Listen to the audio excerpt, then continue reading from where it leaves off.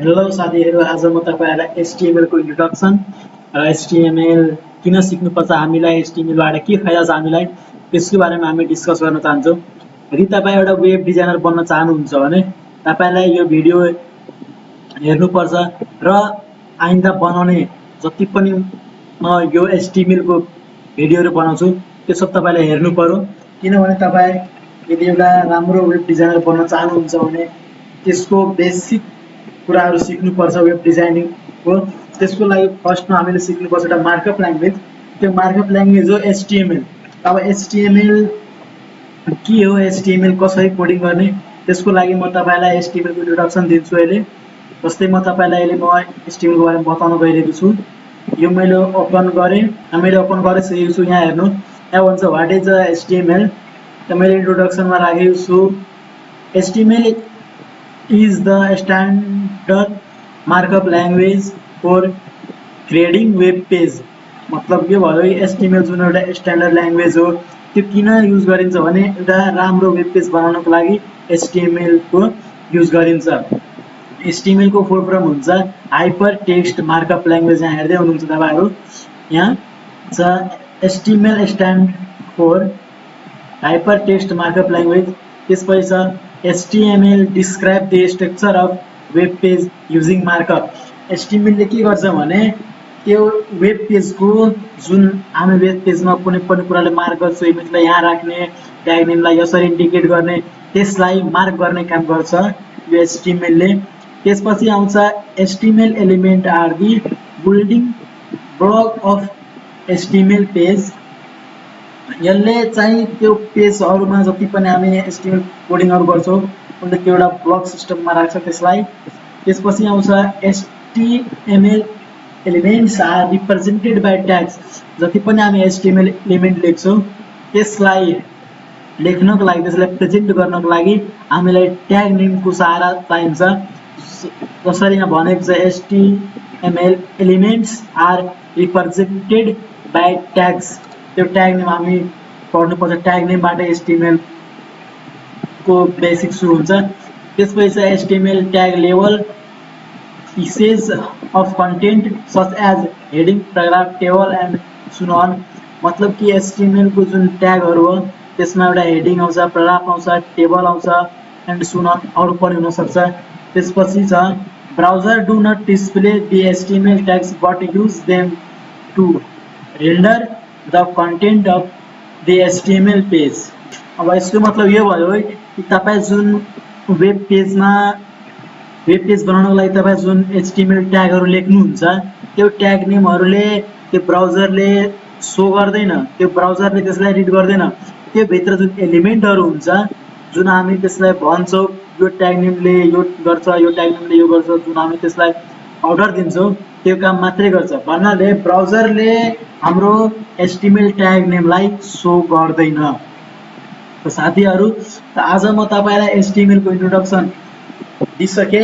अब इन्ट्रोडक्सन भन्दा पनि राम्रो अब म तपाईलाई एउटा सानो प्रोग्राम गरेर हेराउन चाहन्छु जुनबाट कि तपाई क्लियर भएर बुझ्न सक्नुहुन्छ। त्यसको लागि म तपाईलाई एउटा हेडिङ र एउटा प्याराग्राफ कसरी लेख्ने त्यो बताउन गइरहेको छु। त तपाईहरु आफ्नो डेस्कटपमा एउटा नयाँ फोल्डर क्रिएट गरिहाल्नु। मैले यहाँ फोल्डर क्रिएट गरेको छु र म HTML दिइहाल्छु। तपाईं कुनै पनि नाम दिन सक्छु, नाम कुनै पनि हुन सक्छ। यसलाई म इन्टर गरिहाल्छु र त्यसपछि यसलाई ओपन एजमा ब्र्याकेट प्रोजेक्ट गर्छु। अब म तपाईलाई यहाँ एउटा कुरा म बताउन चाहन्छु। मैले यसलाई ओपन एज ब्र्याकेट प्रोजेक्ट गरेको छु। ब्र्याकेटबाट यसलाई म कोडिङ गर्न चाहन्छु। यहाँ हेर्नु कोड दि वेब लेखेको छ यतिमा, अनि यहाँ हेर्नु ब्र्याकेट ओपन गरेको छु। तब ब्र्याकेटबाट तपाई कोडिङ गर्न सक्नुहुन्छ HTML को, र ब्र्याकेटबाट गर्न सक्नुहुन्छ। त्यसपछि तपाईं नोटप्याड प्लस प्लसबाट गर्न सक्नुहुन्छ, र सबैभन्दा राम्रो चाहिँ सबलाइन टेक्स्टबाट गर्न सक्नुहुन्छ। तर अहिले म तपाईलाई ब्र्याकेटबाट सबैभन्दा राम्रो मैले भनिसके कि सबैभन्दा राम्रो सबलाइन टेक्स्टबाट हुन्छ। त्यसको तीनवटैको म कोडिङ गर्ने जुन तीनवटा मसँग सफ्टवेयर छ ती तीनवटा सबभन्दा राम्रो हो, र त्यो तीनवटैको म लिंक तपाईलाई डिस्क्रिप्सनमा राखिदिन्छु। तपाई त्यहाँबाट यसलाई डाउनलोड गरेर र युज गर्न सक्नुहुन्छ। र त्यसपछि तपाईले त्यसको भ्यू हेर्नको लागि, त्यसको आउटपुट हेर्नको लागि तपाईलाई क्रोमको आवश्यकता पर्छ वा त फायरबक्स छ भने त्योबाट हुन्छ या त ओपेरा मिनी छ भने त्योबाट हुन्छ। यदि यिनीहरू छ भने त्योबाट गर्न सक्नुहुन्छ। म 2-3वटा सफ्टवेयरको तपाईँलाई त्यहाँ लिङ्क राखिदिन्छु र त्यहाँदेखि सजिलै डाउनलोड गरेर त्यसलाई युजमा ल्याउन सक्नुहुन्छ। त आज म तपाईँलाई मैले हेर्नु फोल्डर बनाइसकेँ। अब यहाँ मैले राइट क्लिक गरेर एउटा नयाँ फाइल बनाइहाल्छु। नयाँ फाइलमा ल म त्यतिकै आज हेलो दिइहाल्छु। hello.html दिनुपर्छ मलाई। मैले html किन दिएँ भने यहाँ हेर्न सक्नुहुन्छ तपाईँ, यो जुन मैले html दिएको छु यतिमा, यसलाई म छुट्टै रिनेम गर्छु। यो हेर्नु, यो तपाईँ हेर्न सक्नुहुन्छ। यो html यदि दिइनँ मैले भने नि यो प्रोग्राम रन हुँदैन। यो प्रोग्राम रन भएन भने प्रोग्राम गरेर के फाइदा। त्यसैले मलाई यो .html दिनै पर्छ। जुनसुकै प्रोग्राम गर्दा हामीले html को यदि प्रोग्राम गरिरहेको छौँ भने हामीलाई यो दिनुपर्छ। र यो जुन मैले हेलो लेखेको छु यो तपाईँ कुनै पनि नाम दिन सक्नुहुन्छ। तर फेरि यहाँ डिजिट चाहिँ नदिनु, डिजिट यहाँ हुँदैन। डिजिट बाहेक तपाईँ कुनै पनि दिन सक्नुहुन्छ, लेटरमा दिन सक्नुहुन्छ। यदि तपाईँले यहाँ स्पेस चाहियो भने तपाईँ स्पेस नदिएर यसको सिम्बल दिन सक्नुहुन्छ। त्यसपछि हेलो हाई तपाईँले जे फाइलको नाम दिनु त्यो दिन सक्नुहुन्छ। अहिले म तपाईँलाई हेलो मात्रै दिएर हेराउँछु। र हेलो मैले दिइसकेँ, फाइलको नाम भयो। सेभ गर्छ वा इन्टर गरेपछि यहाँ हेर्नु अब हुन्छ वर्किङ फाइलमा आइसकेछ। वर्किङ फाइलमा आइसकेछ त्यो नाम। अब यहाँ हेर्नु 1 को सिम्बल पनि आइसक्यो यहाँ। अब म कोडिङ सुरु गर्न चाहन्छु। त्यसको लागि कोडिङ सुरु हुन्छ तपाईँले डट टाइपबाट सुरु गर्नुपर्छ। त्यसको लागि लेस देन तपाईँ लेख्नुपर्छ। लेस देन तपाईँ लेख्नु, त्यसपछि नटको चिन्ह दिनु, त्यसपछि क्याप लक लगाएर डट टाइप लेख्नु, त्यसपछि क्याप लक हटाइदिनु, त्यसपछि HTML लेख्नु, त्यसपछि यसलाई लेस ग्रेटर देनबाट यसलाई बन्द गरिदिनु। त्यसपछि HTML एउटा ट्याग नेम लिनु। HTML ट्याग नेम लिइसकेपछि त्यसको एउटा क्लोजिङ ट्याग नेम आउँछ।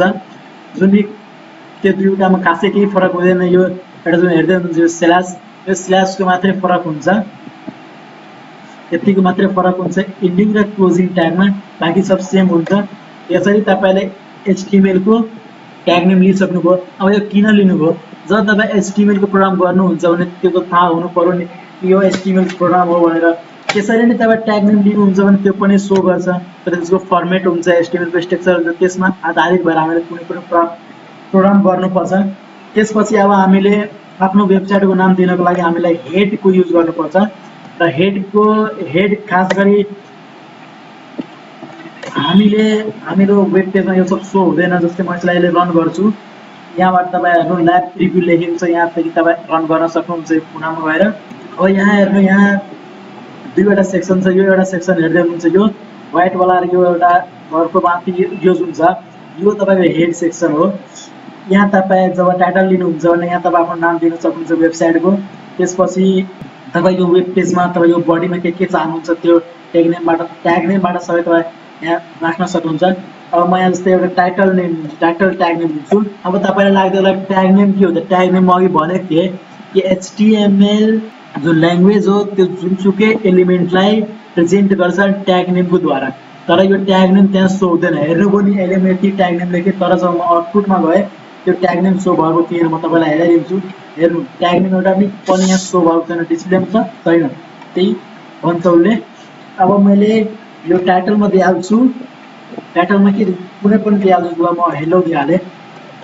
तपाईँले यसलाई यसरी पनि दिन सक्नुहुन्छ, hello.com पनि दिन सक्नुहुन्छ, वा त तपाईँले www यसरी पनि दिन सक्नुहुन्छ। तपाईँको इच्छा, तपाईँले जस्तो मन लाग्छ तपाईँ त्यस्तो दिन सक्नुहुन्छ। त्यो तपाईँले वेबसाइट बनाउने बेलामा तपाईँलाई त्यो ध्यानमा राख्नुपर्छ। जस्तै तपाईँ यहाँ हेर्न सक्नुहुन्छ, मैले यसको वेबसाइटको नाम वेब पेजको नाम मैले वेबसाइट होइन वेब पेज बनाउँदैछु। एउटा वेब पेजको केही ट्याग नेमहरू सिक्छौँ। यस्तो मैले नाम दिइसकेँ। तपाईँलाई जुन नाम मन लाग्यो त्यो दिन सक्नुहुन्छ। अहिले म वेब पेज होइन यसलाई होस्ट गर्ने होइन, त्यसैले अहिले म बेसिक सिक्दैछु र तपाईँहरू पनि सिक्दै हुनुहुन्छ। त्यसैले म यसलाई के गर्छु, हेलो मात्रै लेखिदिन्छु। अब तपाईँ यसलाई सेभ गरेर Ctrl+S गरेर जब सेभ गर्नुहुन्छ, जब यसको भ्यू हेर्नुहुन्छ क्रोममा गएर यहाँ हेर्नुहोस् माथि यहाँ हेलो आइसकेको छ, मतलब कि यो तपाईँको टाइटलमा आइसक्यो। त्यसपछि तपाईँले यसलाई अब बडी ट्याग नेम एउटा युज गर्नुपर्छ। तपाईँले मैले भने नि बडीमा के लेख्नु छ, तपाईँले बडी ट्याग नेम युज गर्नुपर्छ। अब तपाईले यसलाई बडी ट्याग नेममा आज म तपाईलाई खासै त्यही युज गर्दिन। आज हेड कसरी लेख्ने हेडिङ युज गर्न सिकाउँछु। जस्तै हेडिङ तपाईले H1 लेख्नुभयो, त्यसमा एउटा हेडिङ लेख्न सक्नुहुन्छ। यसमा अरु पनि H1 जस्तै यहाँ यसलाई कन्ट्रोल डी गर्दा अरु पनि H1 आयो। त्यसमा जति पनि एलिमेन्ट लेख्नुहुन्छ त्यो सब सेमै आउँछ। जसरी म तपाईलाई अहिले कन्ट्रोल जेड गरेर यहाँ के लेख्दिन्छु। जस्तै यसलाई म हेडिङ 1 लेख्छु, हेडिङ 1 लेख हैन, हेडिङ 1 आयो। यसलाई म कन्ट्रोल डी गर्छु। अब यहाँ हेर्नु यो सब बराबर छ, इक्वल छ नि, यो पनि इक्वल छ, यो पनि इक्वल छ, किनभने म सबैलाई H1 मा राखेको छु, त्यसैले यो सब इक्वल छ। जब म यसलाई H2 गरिदिन्छु, हेर्नु H2 गरे भने अब यहाँ हेर्नु यो बिचको सानो भइहाल्छ। हेर्नु यो अलि सानो भएको छ नि, किनकि मैले यहाँ H1 लिए, यहाँ H2 लिए। यो हेडिङ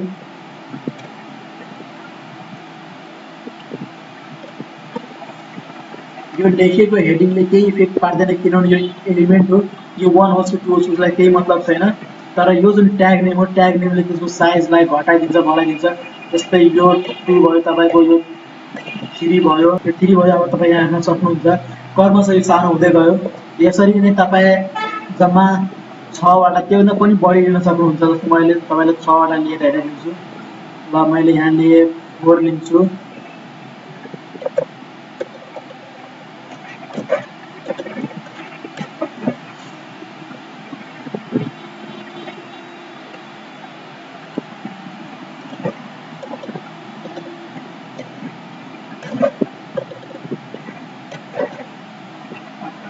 यहाँ म 6 लिन्छु, सरी।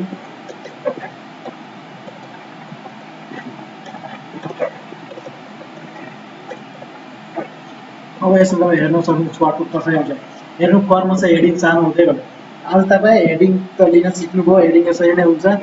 तपाईलाई जुन मन लाग्छ त्यो हेडिङ लिन सक्नुहुन्छ। जसरी तपाईँ कुन साइजको तपाईलाई चाहियो त्यो साइजको तपाईँ हेडिङ लिन सक्नुहुन्छ। अब मैले यसलाई अनि तपाईलाई कपी गर्नु छ भने यसैलाई भने यसरी सिलेक्ट गरेर माउसले अथवा किबोर्डले पनि सिलेक्ट हुन्छ।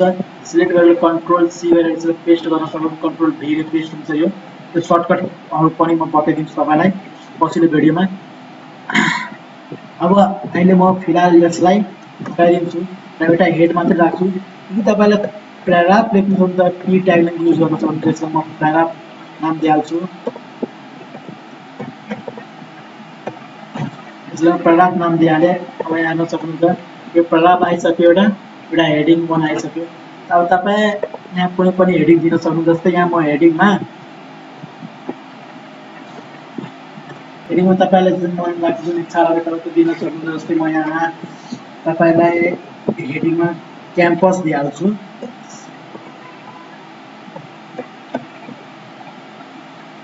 क्याम्पस दिइहाले। अब प्याराग्राफमा तपाईलाई के लेख्न मन लाग्छ भने प्याराग्राफ यहाँ लेख्न सक्नुहुन्छ। जस्तै द लेख्छु, द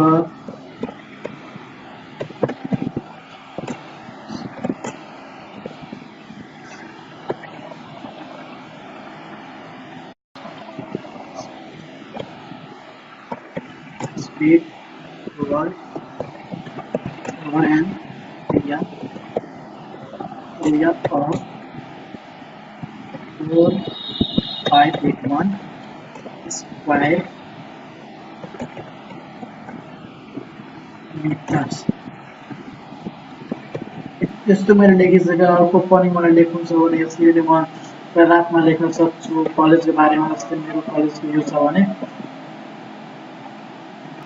यसरी यहाँ हेर्न सक्नुहुन्छ। हामीले क्याम्पसको बारेमा लेखे।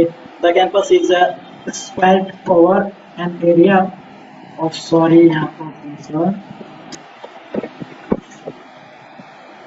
Of 4581 square metre. तपाईँ यसरी तपाईँ त्यसको एरिया क्रिएट गर्न सक्नुहुन्छ। यहाँ तपाईँ यसरी प्याराग्राफ लेख्न सक्नुहुन्छ, यसरी हेड लेख्न सक्नुहुन्छ। आजको भिडियो तपाईलाई कस्तो लाग्यो कमेन्ट गरेर भन्नु। यदि यहाँ केही तपाईँ बुझ्नु भएन भने मलाई कमेन्ट गरेर भन्नु, म त्यसको सल्युसन दिन्छु। र तपाईँ विचारमा यदि कुनै पनि आइटी सम्बन्धित कुनै पनि क्वेसन छ भने मलाई कमेन्ट गर्न सक्नुहुन्छ। म त्यसको जवाब पक्का दिन्छु। र कमेन्ट गर्दा तपाईहरुको कुनै क्वेसन छ भने एज के लेखेर क्वेसन गर्नु, किनभने त्यसलाई पढ्न अलि सजिलो हुन्छ। त आजको यो मेरो पहिलो भिडियो हो। पहिलो भिडियो तपाईँहरूलाई कस्तो लाग्यो मलाई कमेन्ट गरेर बताउनु। भिडियो अलि लामो भए पनि तपाईँहरूले म आज पुरा HTML को बेसिक जुन हुन्छ त्यो बताउन खोजेको जसमा।